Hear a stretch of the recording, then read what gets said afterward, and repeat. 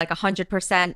Like, do I feel like if I was hanging on a cliff against one of their own, if they would save me over the other? No, I don't think so. Okay. But you know, they did take me in and they gave me a good childhood. I mean, Christmases were as equal as it could be. Like, you know, I was included in that. I was included in holidays. I was, you know, I was raised like one of their own. Right. You know, emotionally, I do feel like there was a little bit of a mental and emotional abuse there.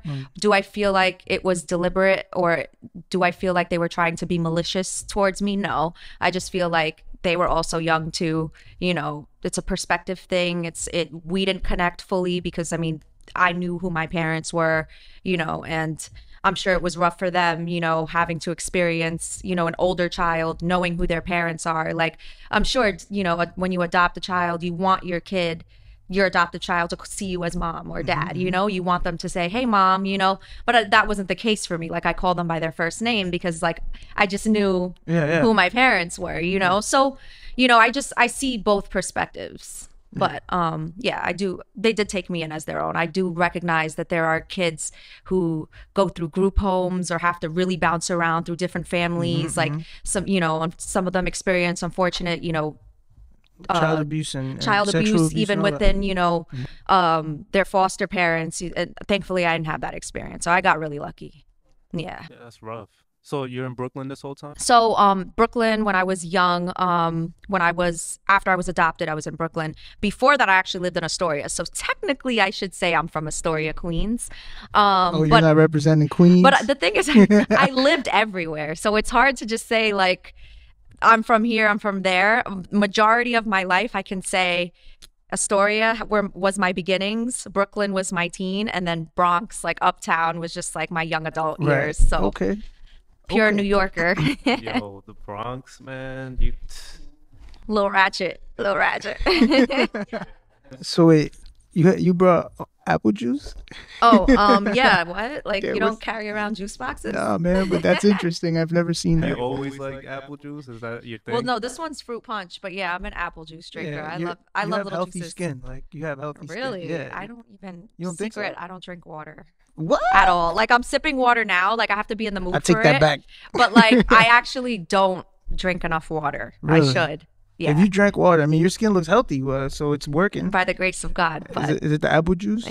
Honestly, I really don't know. What do you like? What do you drink if not water? Soda.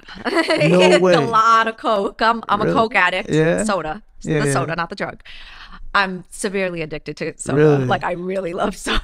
Really? I mean, that's new. I need it. Really? Along with my coffee.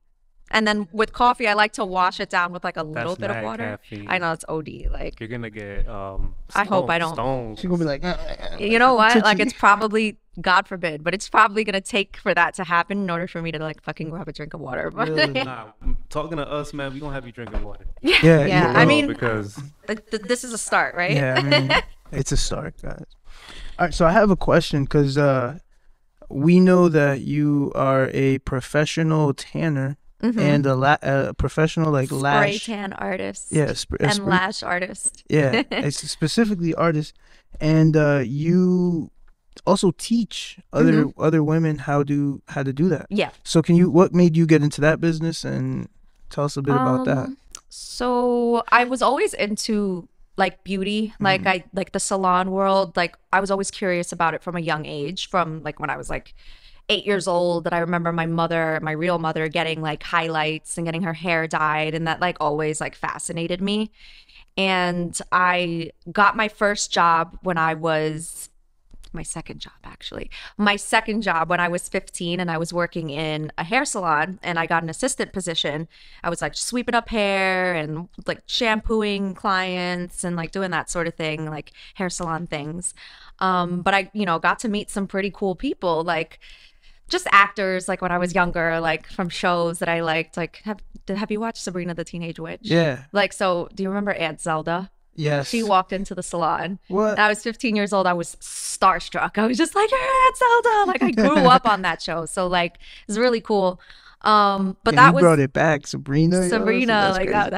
that show was bomb. Yo, that is so crazy. That's way back in the day, yo. Yeah, like I watched that show without fail, like every episode. Yeah. So yeah, so that was like my start, I would say, in the industry. But my adoptive mom was like very adamant about going to school. I was a really good student. I top in my class.